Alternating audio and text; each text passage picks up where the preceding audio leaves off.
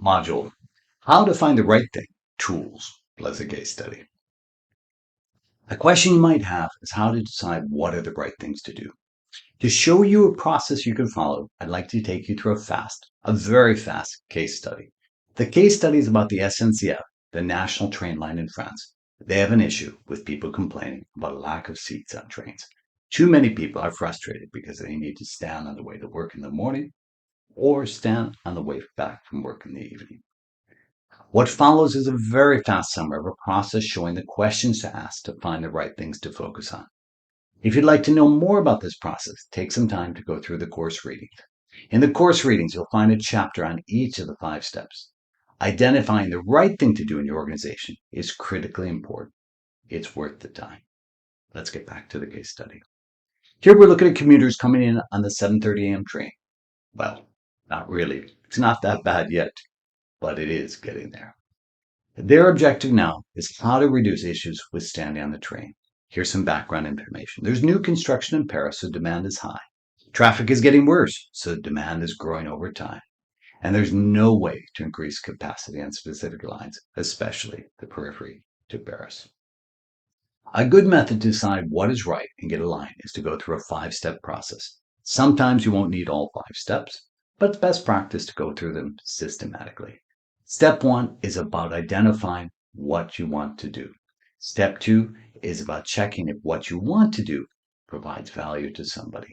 Step 3 is to investigate new business models to deliver more value or extract more value. Step 4 is about how you're going to do it. The how is usually about getting the culture right. And step 5 is to use the True North template to share it back with your organization. Let's start at the beginning.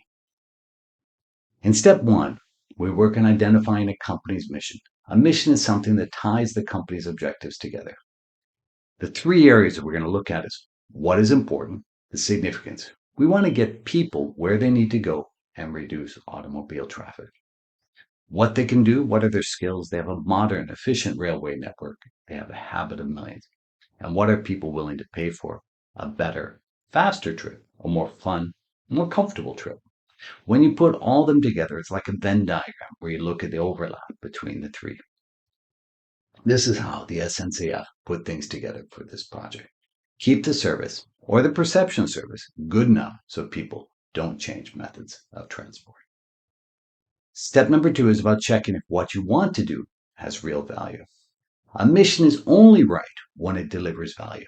For almost all products, the gold standard delivering value is helping people do a job that is important for them.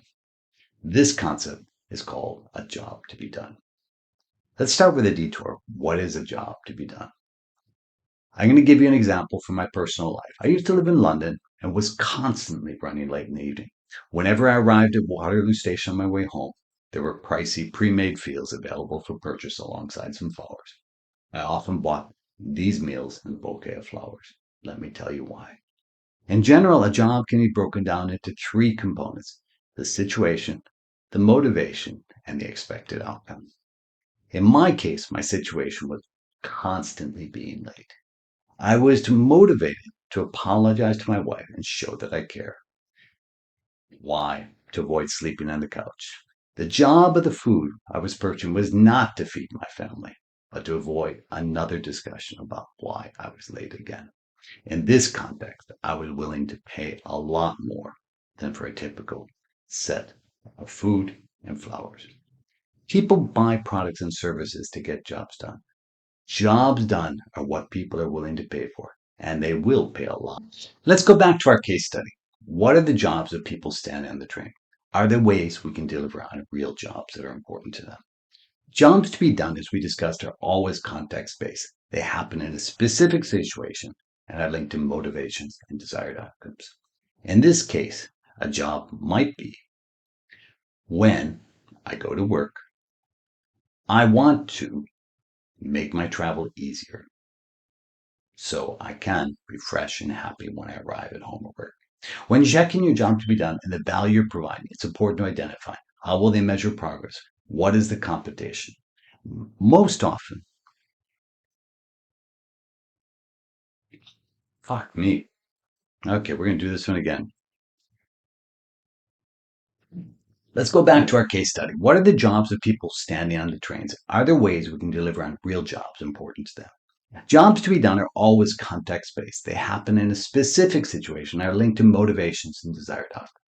In this case, a job might be, when I go to work, I want to make my travel easier so I can be fresh and happy when I arrive at home or work.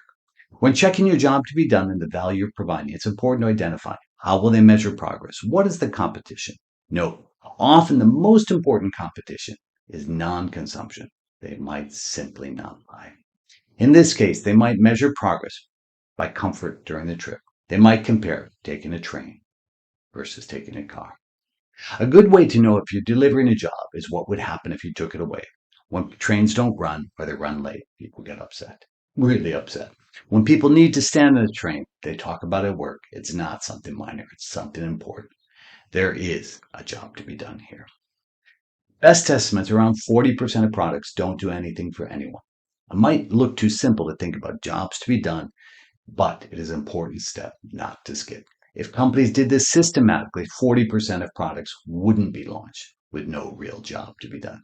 In this case, there is a job, an important job. And let's move on to step number 3. Step number 3 is looking at new business models to create or capture more value. Quite simply, the future isn't what it used to be. What leads to business success has changed in category after category. 30 years ago, the focus was on operational excellence. 10 years ago, the focus was on innovation, creating new value.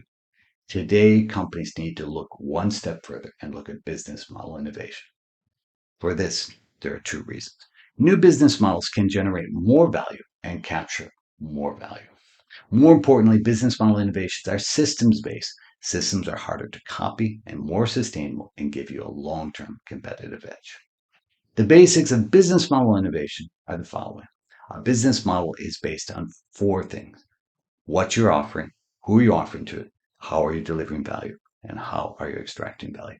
I know many of you will know the business model canvas. I've chosen purposely not to use the business model canvas here, but to use a model designed by St. Gallen's with 4 parts in their business model. The reason being, it's easier to imagine ways to innovate based on this. A sustainable business model is usually different in at least 2 of the 4 areas here. A good starting point in business model innovation is to write down how things are done now. Start with what, who, how, and value creation. Then look at challenges and opportunities. What we have to offer is a seat, first or second class, on the standard SNCF train. Who, we're selling it to peak hour commuters and others. How we're doing it by subscriptions, reductions, special cards, ordinary tickets. And the value capture, we have a discount for frequent traveler, some hourly discounts, we just get paid for tickets.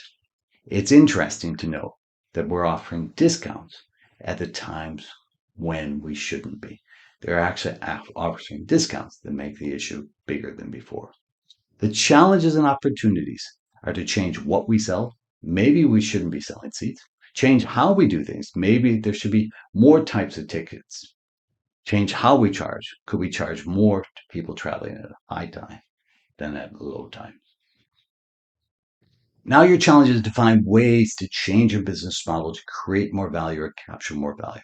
A great way to do this is to look at the business models of other companies. St. Gallen's University has done a great job coding business models into business model patterns. There are 55 business model patterns, which are able to explain over 90% of business model innovations in the last 150 years.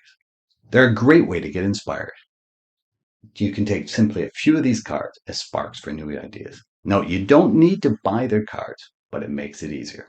You can find free articles on their business model patterns and some academic articles. You can use ChatGPT to ask about the St. Gallen's business model patterns. You can just simply take a look at other 4 businesses.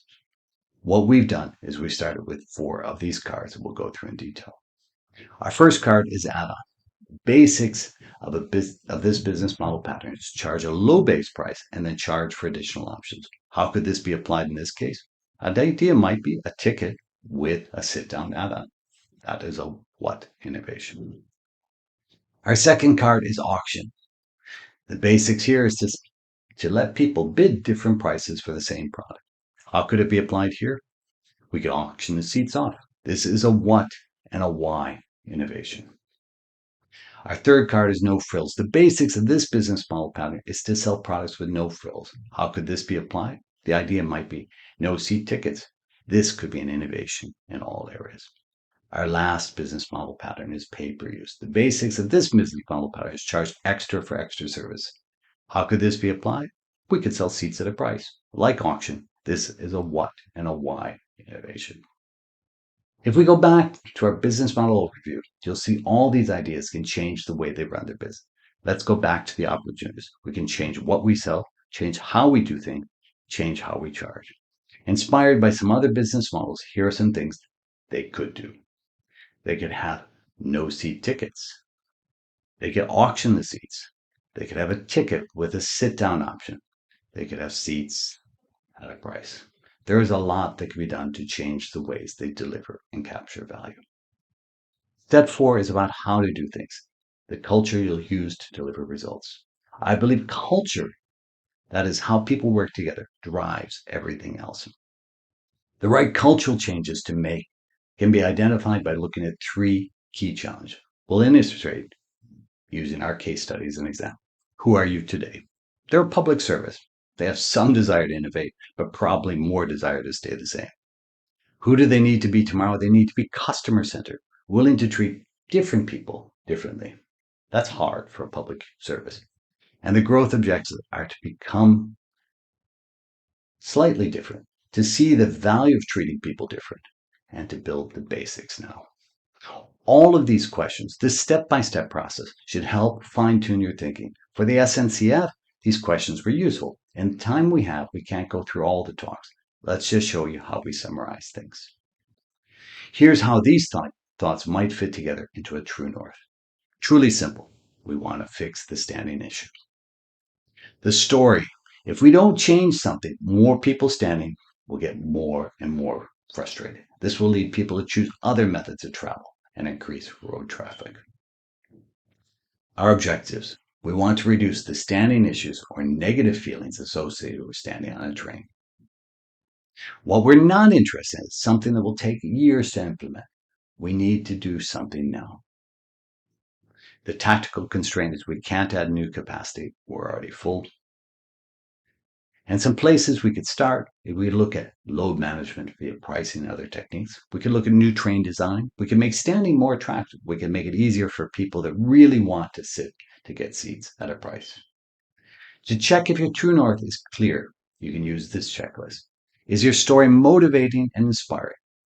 Are your objectives clear and easy to understand? Frankly, I think they probably could be more inspiring. Focus. Are the restrictions and tactical constraints focused enough to make sure progress is possible?